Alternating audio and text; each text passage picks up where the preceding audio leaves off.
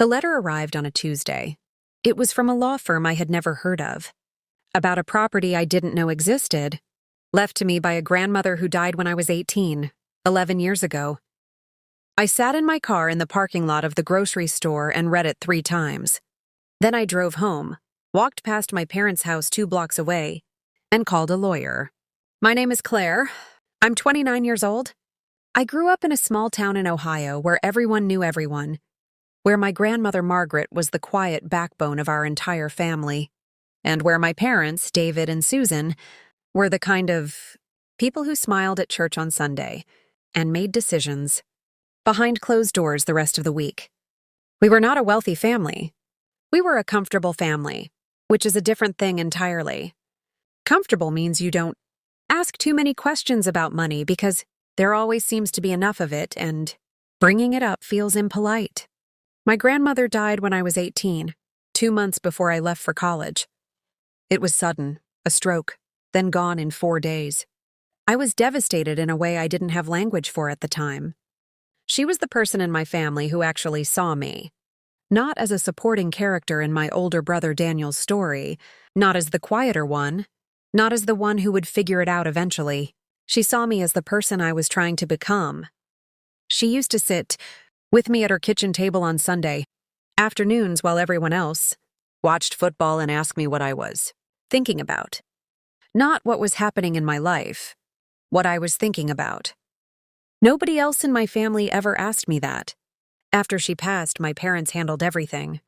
They said the estate was simple, a small savings account split between family members and a house that had been in the family for 40 years. My share of the savings account was $2,300. I received a check. I cashed it and used it for textbooks my first semester. I didn't ask questions because I was 18. I was grieving, and I trusted my parents completely. That was my first mistake. I spent my 20s building a life. I finished college, moved to a different city, started a career in accounting, got engaged to a man named Patrick who made me laugh every single day. Life was full and busy, and I didn't think much about what had been left behind in Ohio. I called my parents every Sunday. I visited at Christmas. I bought my mother flowers on her birthday and helped my father with his taxes every April. I was a good daughter. I was always, without exception, a good daughter. The letter changed everything. It came from a firm called Hartwell and Associates. The attorney's name was Gerald Hartwell. He had been my grandmother's personal attorney for 22 years and had written her will himself. He was now 74 years old and recently diagnosed with a serious illness. He was, as his letter explained, settling every outstanding matter from his practice before he retired. My grandmother's estate was one of them. He apologized for the delay. He said he had assumed the family had handled the communication internally. He said he should have followed up sooner and that he was deeply sorry. The letter stated clearly that Margaret Louise Chen had left her primary residence, a 3-bedroom house on Birchwood Lane, to me, her granddaughter Claire, in a handwritten will signed and notarized in the spring before she died. The will had been filed with the county. It was legally valid. The house was mine. It had been mine for 11 years. I read that sentence 4 times. The house was mine. Had been mine for 11 years. I called Gerald Hartwell the next morning. He was kind and direct and deeply apologetic in the way that people are when they realize they should have acted sooner. He explained that shortly after my grandmother's death, my parents had contacted him and told him I was too young and emotionally fragile to handle property ownership, that they would manage the asset on my behalf until I was ready, and that they would inform me themselves when the time was right. He had taken them at their word. He had assumed they told me. For 11 years, he had assumed I knew. I asked him one question. Was the house rented during those 11 years? He paused for a long moment. Then he said yes. Records showed consistent rental activity. He didn't have the exact figures, but suggested I contact the county recorder's office and check the rental permits on file. I thanked him, hung up, and opened my laptop. The rental permits were public record. The house had been rented continuously for 10 of the 11 years, with only a brief gap when a tenant moved out. Average rent in that neighborhood for a 3-bedroom house ran between $700 and $850 per month during that period. I pulled up a calculator and did the math slowly, checking it twice. At a conservative $725 per month over 10 years, the number sitting in front of me was $87,000. My parents had collected $87,000 in rent from a house that belonged to me. For 11 years, they had cashed those checks, deposited that money, and said nothing. Every Sunday phone call, every Christmas dinner, every birthday card signed love, Mom and Dad. Every single one of those moments now had a second layer underneath it that I had never been allowed to see. I thought about every time my mother had asked how my savings were coming along. Every time my father had suggested I be more careful with money. I sat with that for a long time before I moved. I did not call them that night. I sat with Patrick at our kitchen table and told him everything. He listened without interrupting, which is one of the things I love most about him. When I finished, he looked at me for a long moment and said quietly, "What do you want to do?" I told him I wanted to do it right. I wanted every document, every record, every piece of evidence organized and airtight before I said a single word to my parents. He nodded, got up, made 2 cups of coffee, set one in front of me and said, "Then let's start tonight." We spent the next 2 weeks building a file. I requested the original will from the county recorder. I obtained the full rental permit history going back 11 years. I pulled property tax records, which showed my parents had been filing as landlords on that address for a decade, claiming the rental income and the associated deductions every single year. I contacted 3 separate former tenants through public records who confirmed they had paid rent directly to David and Susan Chen every single month without exception. One of them, a woman named Barbara who had lived there for 4 years, told me she had always thought it was strange that the landlords never mentioned the property had belonged to their mother. She said they had seemed very businesslike about the whole arrangement. She wished me luck. I hired a property attorney named Marcus Webb who reviewed everything and told me with calm certainty that my case was airtight. The house was legally mine. The rental income was recoverable. My parents had no legal standing to have collected a single dollar of it without my knowledge and consent. He told me the only thing that could complicate it was if they had documentation showing I had agreed to the arrangement in writing. I told him I had never signed anything. He said, "Then we're in very good shape." Marcus advised me to say nothing to my parents until he had sent a formal demand letter. I agreed. I kept calling every Sunday. I kept my voice warm and completely normal. My mother told me about her garden. My father complained about the neighbor's dog. I listened and asked follow-up questions and said I love you before hanging up, exactly as I always had. I was very calm. I was, in fact, the calmest I had ever been in my life, because for the first time I was the one who knew something they didn't. The demand letter arrived at their house on a Thursday. Marcus told me it would. I waited. My mother called me Friday morning at 7:45. I let it go to voicemail. She called again at 8. Then my father called. Then my mother again.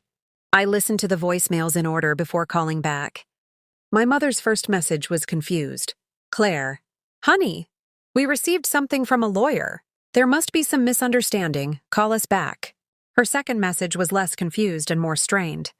My father's message was short and very quiet in the way that meant he was angry. He said, "Claire, we need to talk about this today. Not tomorrow, today." I called them back on Saturday morning with Patrick beside me and the phone on speaker. My father answered. I let him speak first. He told me they had been protecting me. He said I was 18 when Grandma died, emotionally overwhelmed, heading to college, completely unprepared to manage a property. He said they had been maintaining the house, handling the tenants, dealing with repairs, doing everything a property manager would do. He said they had planned to tell me when the time was right. He said the rental income had covered their expenses for managing the property on my behalf and that any reasonable person would understand that. I waited until he finished. Then I asked him one question. I asked him when exactly the right time would have been. There was a long pause. Then he said, "You were building your life, Claire. We didn't want to complicate things. You were just a teenager when it happened. What were you going to do with a house at 18? I wrote that sentence down on the notepad in front of me. What were you going to do with a house at 18? I underlined it twice. Then I told him calmly that Marcus Webb's contact information was included in the letter they received, and that any questions about the timeline or the amounts should be directed to him. My mother made a sound I had never heard her make before. My father said my name once sharply, the way he used to when I was a child and had done something wrong. I told them I loved them, which was still true, and I ended the call. The legal process took 4 months.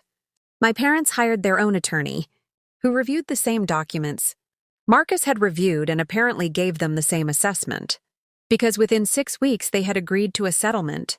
The house was formally transferred into my name. The rental income, minus a negotiated allowance for documented property maintenance costs, was repaid in full. The final amount deposited into my account on a cold Wednesday morning in November was $71,400. I did not speak to my parents during those 4 months beyond what the attorneys required. My brother Daniel called me twice to tell me I was tearing the family apart. I told him calmly and without anger that I hadn't torn anything. I had simply stopped pretending a tear didn't exist. He didn't call a third time. My aunt on my mother's side sent me a long email about forgiveness that I read once and filed away without responding. I understood why people wanted me to make it easier. I just wasn't willing to. Patrick and I got married in October, 6 weeks after the settlement finalized. Small ceremony, 40 people, a venue with floor-to-ceiling windows overlooking the water. My parents were not invited. I know how that sounds. I sat with that decision for weeks, and I made peace with it because the alternative was pretending that a handshake and an apology undoes 11 years of deliberate silence. It doesn't. I am not a person who pretends anymore. My grandmother's house is currently being renovated. New floors, new kitchen. The bathroom my grandmother always said she wished she could update. Patrick and I are moving in next spring. I walk through the empty rooms, sometimes on weekends, and I think about her. Her voice. The way she asked me what I was thinking about. Her absolute certainty that I had what it took to become whoever I was meant to be. She left me that house on purpose. She knew exactly what she was doing when she signed that will. She was not a woman who did things by accident. I think about the 18-year-old girl who received a $2,300 check and thought that was her inheritance, who trusted the people who were supposed to protect her without question, because that is what children do, who spent 11 years being a good daughter every single Sunday to people who were quietly depositing her money on the first of every month. She deserved so much better. So I made sure she finally got it. Some people hide things because they're ashamed. Some people hide things because they're afraid of confrontation. And some people hide things simply because they decided long ago that their own comfort was worth more than your truth. The difference between those people and everyone else is that eventually a letter arrives on a Tuesday in a grocery store parking lot from a lawyer who is 74 years old and finally settling his affairs. And then you sit in your car, you read it 3 times, and you drive home and call a lawyer of your own. Some bridges are not worth rebuilding. Some inheritances are worth every fight it takes to claim them. And some grandmothers, it turns out, knew exactly who to trust, even when everyone else forgot to.